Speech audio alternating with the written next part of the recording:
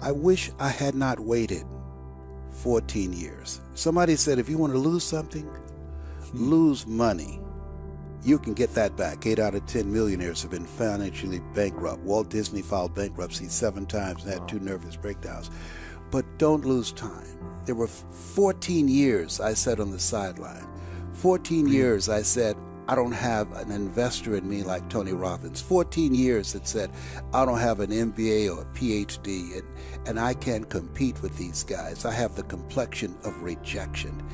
14 years I silenced myself. Wow. And so I regret that, because there's some people that maybe if they'd heard my voice, they would not have turned to drugs. If they'd heard my voice, their lives would have taken a different direction. And I can't get those 14 years back. That haunts me, and I think that drives me when I speak with such energy. I'm trying to make up for that time, but I can't.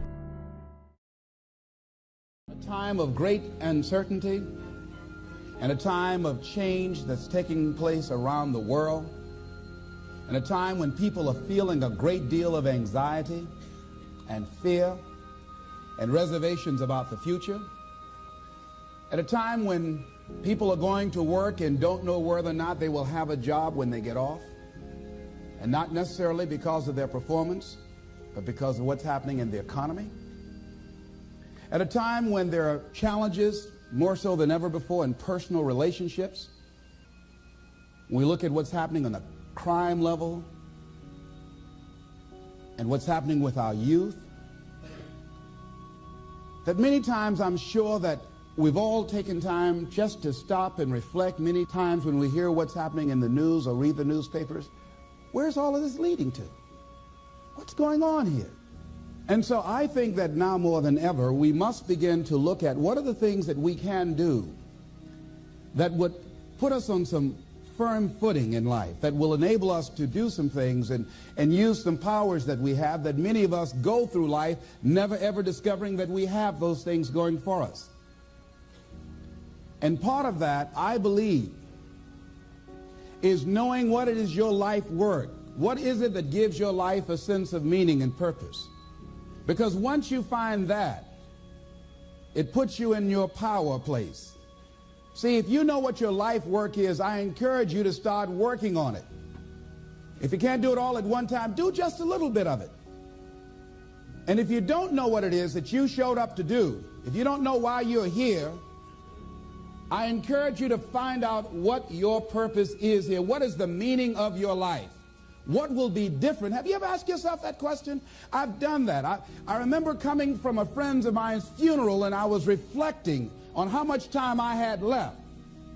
And I went for a walk in a park thinking about this guy whose life was so promising. And I mean, he wasn't an old guy. He was quite young, in fact.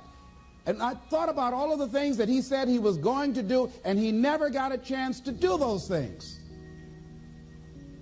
And I started thinking about my own life and how much time I had left to do the things that I would like to do. And at that time, I wasn't sure what my life purpose was, what my life's work was. I wasn't sure about it at that time. And I thought about it quite a lot. I had some idea, but I wasn't convinced. That I don't think I felt worthy. I didn't believe that it could be me to do this kind of work that I'm doing right now. And I say to you that if you begin to take a conscious effort to find out what it is that you're supposed to do, I say that it can literally save your life.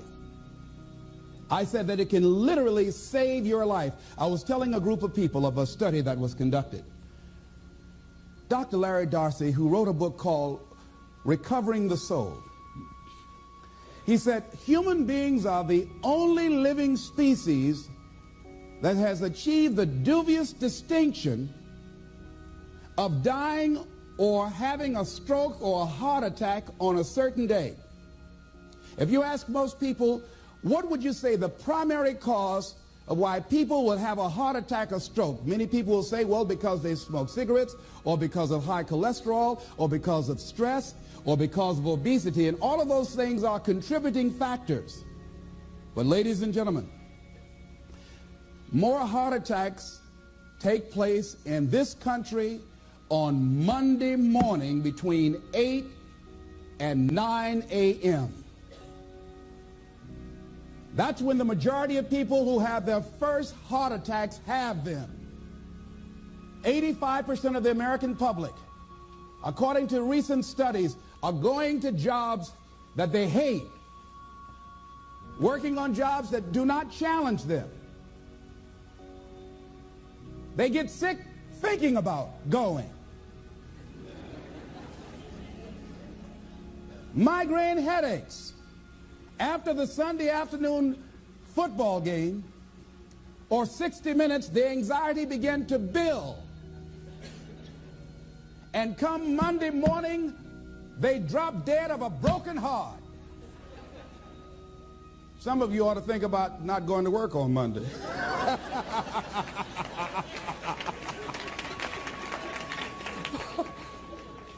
Think about that. People are literally dying to go to work.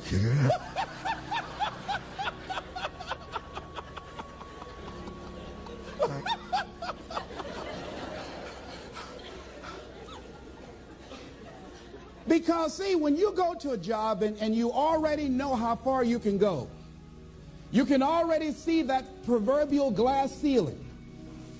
It's like going to a movie when you've gone in the middle of the movie. And you've seen the end, and you sit there to start all over again, but something is missing.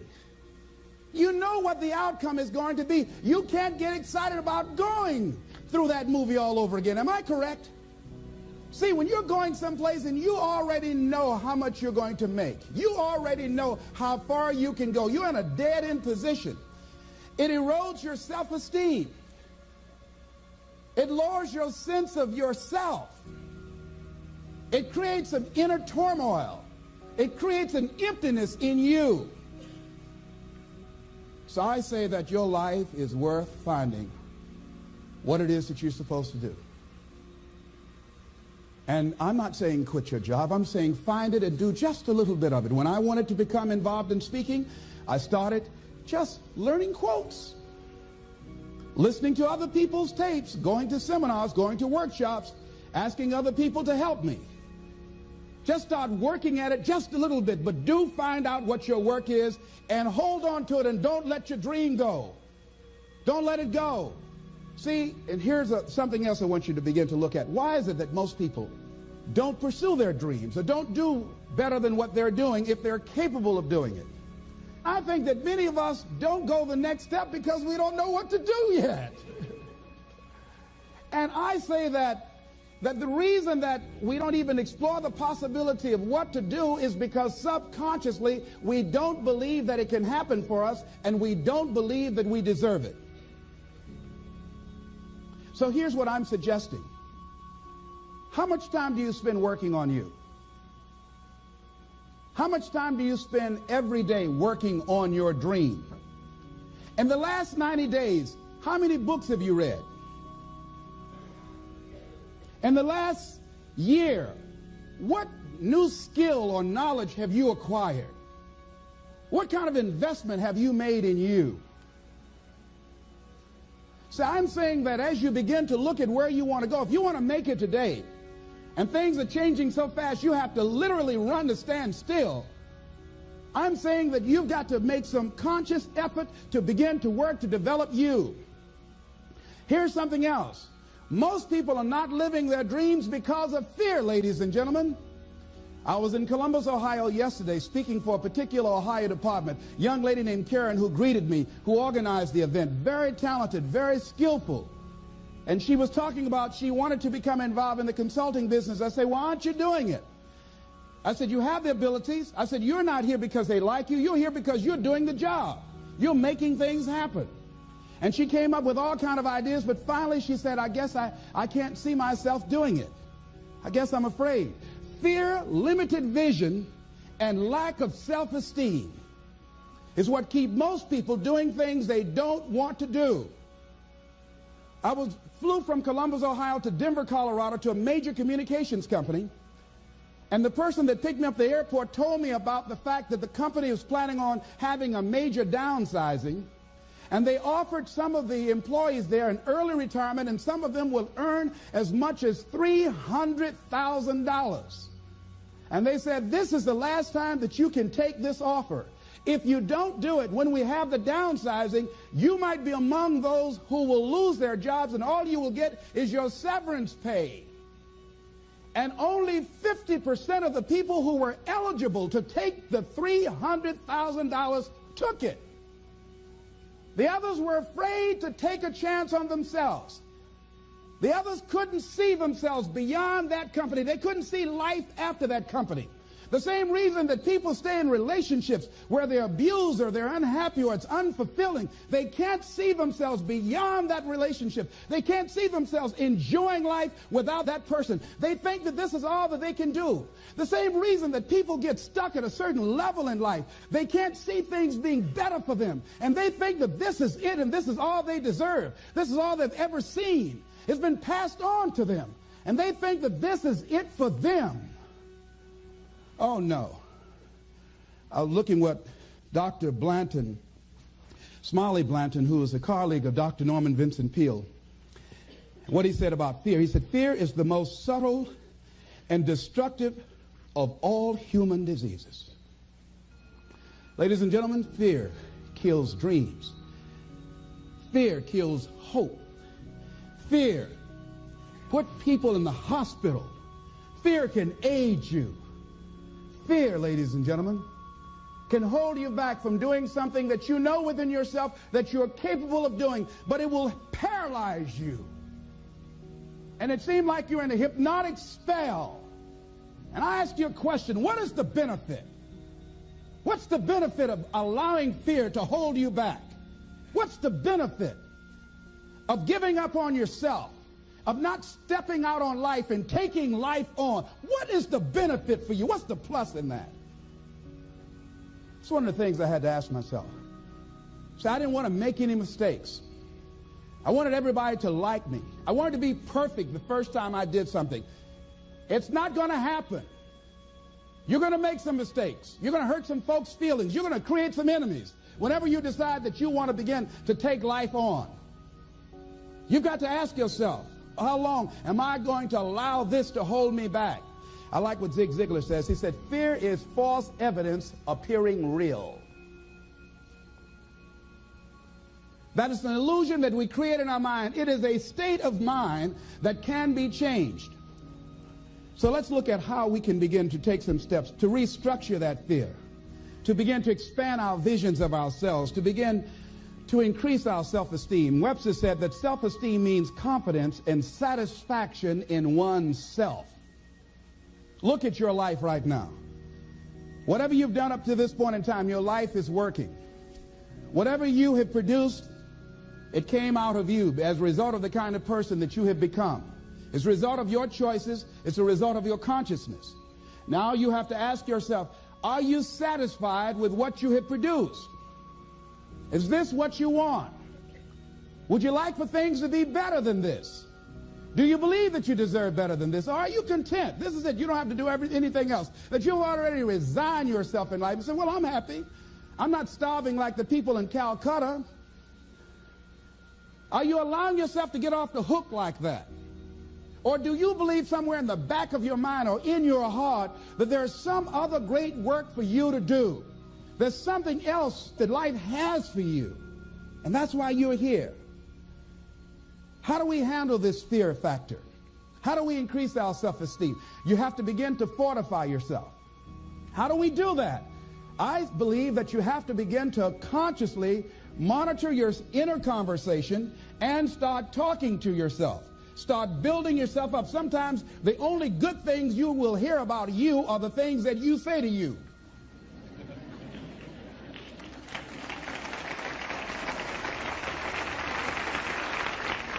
Young lady that was in the audience this afternoon said to me, I told myself yesterday for the first time, I'm proud of me. And she said, I felt good about that. So I'm saying learn to be your own booster. Start building yourself up. Start encouraging yourself. Start saying, I can do this. I can make this happen. When I started thinking about becoming a speaker, I said, yes, I can do this. I can make this happen. When I start trying to convince myself I can be a businessman after flopping and failing and losing thousands of dollars and feeling stupid and dumb and having people take advantage of me because of what I didn't know, I had to talk to myself because people were saying to me that I was dumb. And somewhere in the back of my mind, I was saying, you're right. Look at what I've done. I had to say, no, Les. Hey, come on, man. Get yourself together. You can handle this. You just haven't figured it out yet. It's all right. This is your training period. This is the tuition you have to pay for what you don't know. You can do this. Other people have done it. It doesn't take an Einstein. Get you some people that can teach you some stuff that you don't know. Get you some people that have done it successfully and learn from them. Take some seminars, workshops, read some books on how to manage a business. Change the way you see yourself and begin to tend to the personal details. Understand that nobody's going to take care of your business better than you. And when I start changing that kind of mindset of beating myself up because of my mistakes and start looking at the possibility of my doing better, of my making the adjustment that would enable me to do what I want to do successfully, things begin to change. And I'm saying, stop beating up on yourself. You do it. I know you do it. I've done it. It's a natural inclination for us to put ourselves down. See, we are born negative, I think, in a negative consciousness because we live in a negative world. See, you don't have to teach children to lie. They'll lie automatically. Did you wet in your pants? No, I did not. Well, what is that? I don't know. You don't have to encourage kids to misbehave. They will do it by themselves. You don't have to encourage them to do the wrong thing. They will do it automatically. You have to correct their behavior. So I'm saying that we have to work through the challenges of life in learning how to begin to work to fortify ourselves. Repeat after me, please. I can live my dream. I can find my purpose in life. And live my purpose. I deserve more from myself. I deserve more from life. Shake somebody's hand on your right and left and say, you deserve more from life too.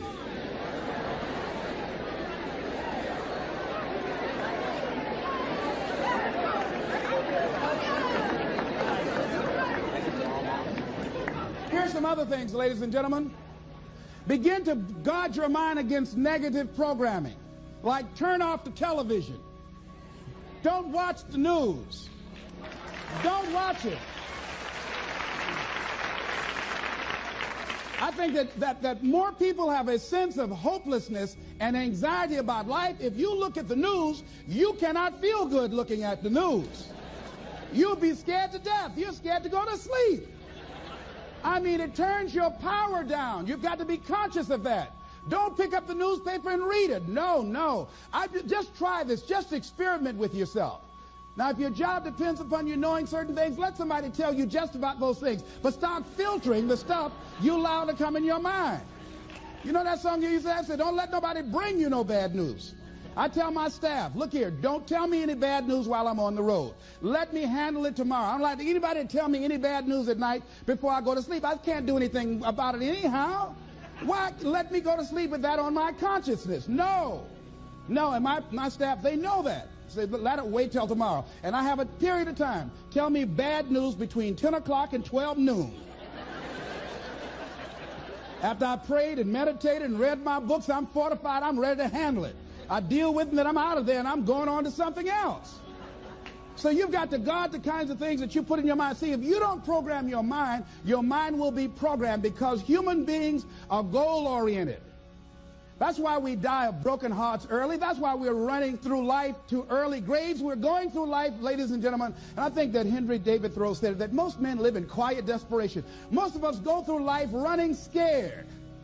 Larry DeAndre, who I think is going to be one of the greatest motivational speakers around today, told me a true story of a friend of his that every day when he came home from school, when he would get to a certain block in his neighborhood, there was a neighborhood dog that would chase him. And that dog would start after him barking. Boy, he would run, just running from that dog every day. Finally, he just got tired of that dog chasing him every day. He said, this dog come around here today, I'm going to take a brick or something and bust him in the head. So he was walking home that day, minding his own business. Sure enough, Same area, there was that dog there. And the dog started barking, he started running, he saw a brick, and he stopped and picked up the brick and turned around, and the dog got close to him. He realized the dog didn't have any teeth.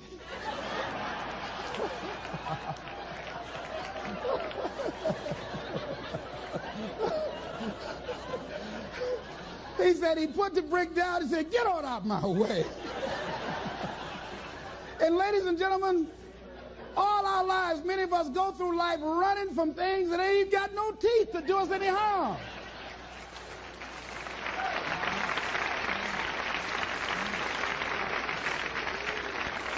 Haven't you been afraid to do something, and then after you did it, you say, "Whoa, if I'd known it was this easy, I would have done it before"? Haven't you ever had that experience? Raise your hand.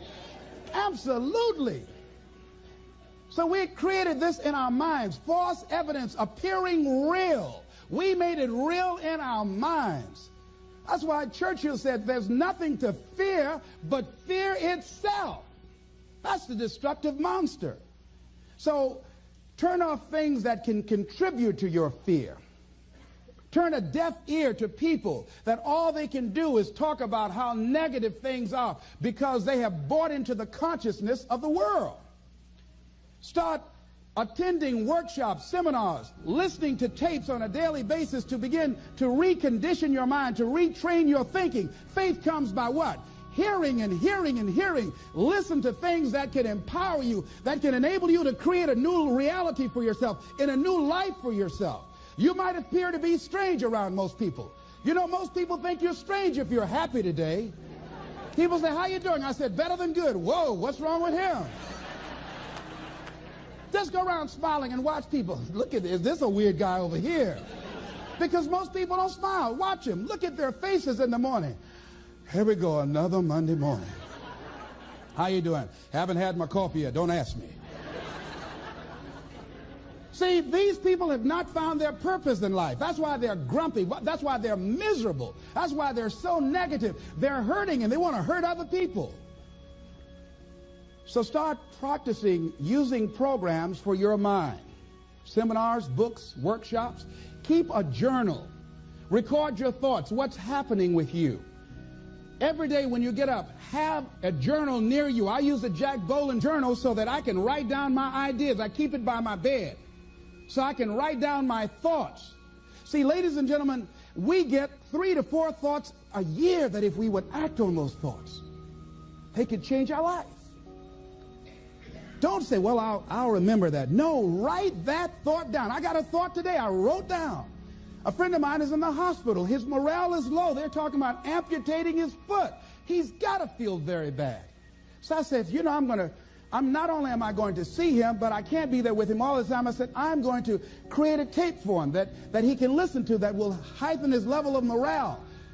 We told him the other night, "Don't go to surgery. You are depressed. Your energy level is down." No, tell him not now. Don't do it now. In fact, most doctors who have any sense of awareness don't perform surgery on patients that are in a state of fear, that don't think they will make it. They wait till they're in a different state of mind. So I said, what about making tapes for people that are facing physical challenges?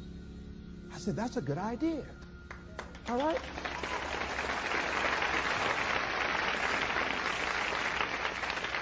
See, there are ideas that can come to you out of things that appear to be negative. I have a friend out of Chicago, just met him. He was 23 years old. And this guy, he went financially bankrupt 2 years ago, ruined his credit. Guess what he decided to do? He found a blessing in it. He wanted to restore his credit. It was very challenging, very difficult. And he realized that a lot of other people during these particular times had ruined their credit. So now he started a credit repair business. Last year he earned over $100,000 helping people to restore their credit. I met a young lady who attends this church, that she was at her father's funeral and she was putting flowers on her father's grave, and she looked around and saw the other grave sites. They did not look well groomed and they were not attended to on a regular basis. She started a grave site maintenance business. Out of that tragedy, something positive has come out of it. And now she's earning more money doing that than on her present job. What idea are you sitting on? Write your ideas down. And then, once you get that idea, take the leap. Hello? Take the leap. See, a lot of people get the ideas and just walk around with them. Have you ever had an idea and all of a sudden you looked around and somebody had that idea and gone with it? Think you're going to be going with my hospital idea. Forget that, buddy. We will be out there together, Jack. Take the leap. See, it's out here in the universe. If you don't take the plunge, I guarantee you, somebody else will. Take the plunge. Go into action. And ladies and gentlemen, you will be surprised how things will come together. You'll be surprised. Now, you're going to have some difficult challenges. I can tell you that now. Be aware of that. Things are not going to work out exactly right. For a time they will, sometimes. And that's when life is just playing a game with you. I want you to feel good and relax. And then after a while, say, okay, the honeymoon's over now. And then life will come over there and slap you side the head. Say, what you doing out here? Well, this is my dream life. Is that right? Come over here a minute. Oh, you went to the seminar, huh? Come here. I can tell you that. But ladies and gentlemen, go into action with your dream. And don't avoid where the fights are. Get in the midst of the fight. And get some hickeys on your head. Get knocked down so you can learn how to fight, so you can hold your position. See, most people don't get out in the arena of life because they don't want to fight. Most people don't get out there because they don't want to get knocked down. They don't want to be dropped to their knees. But see, you're going to be dropped whether you're on the field or whether or not you're sitting on the sidelines. You're going to be dropped. So at least get dropped for something. Don't get knocked down while you're sitting down. See, that's how most people are spectators in life. You don't want to be a spectator. You want to get out in the field where the action is. And you will be amazed. After the struggle, there will be a calm period and things will begin to click for you. Come out here with what you got. You don't have enough money? Don't worry about it. You got the dream. You got the idea. You don't have enough resources? Don't worry about it. You need some help? Don't worry about it. You get out here in the arena, someone will look at you and become inspired and say, hey, can I help you? But if you're sitting up on the bleachers, nobody's going to ask you anything. You've got to get into the flow of action. Frances Harth called me from Chicago. She had been sitting on an idea of a show that she wanted to produce for 10 years called Mind-Body Connection. So someone saw me speaking in Chicago at a sorority convention and said, I saw a guy that perhaps can host this show for you who has energy and charisma. She called me. She was so fired up. I said, listen, on the day that you want to do that, I'm speaking in Chicago. I can do it for you. And I said, by the way, I met somebody 2 weeks ago in Baltimore who has an idea of the same type of show, and she's doing it on radio. Why don't you call her?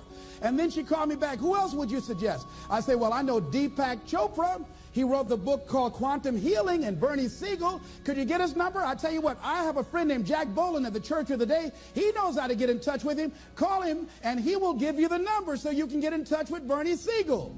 That lady started calling all around. Did not have the resources, but she had this idea and dream. And she said the other night when she came before the audience that had gathered in the studio, she said, I feel like I've been pregnant for 10 years. And tonight you're going to witness a beautiful delivery. And it was. She said, I couldn't believe, Les, how things began to happen, how it all began to come together. And how many of you ever started on some dream and you didn't have all your stuff together, but you just went out there with nothing but faith, and things began to happen for you? Raise your hand if you know what I'm talking about. Ladies and gentlemen, those hands up there, it's proof. The proof is in the pudding. These people have demonstrated it. And if they can do it, you can do it.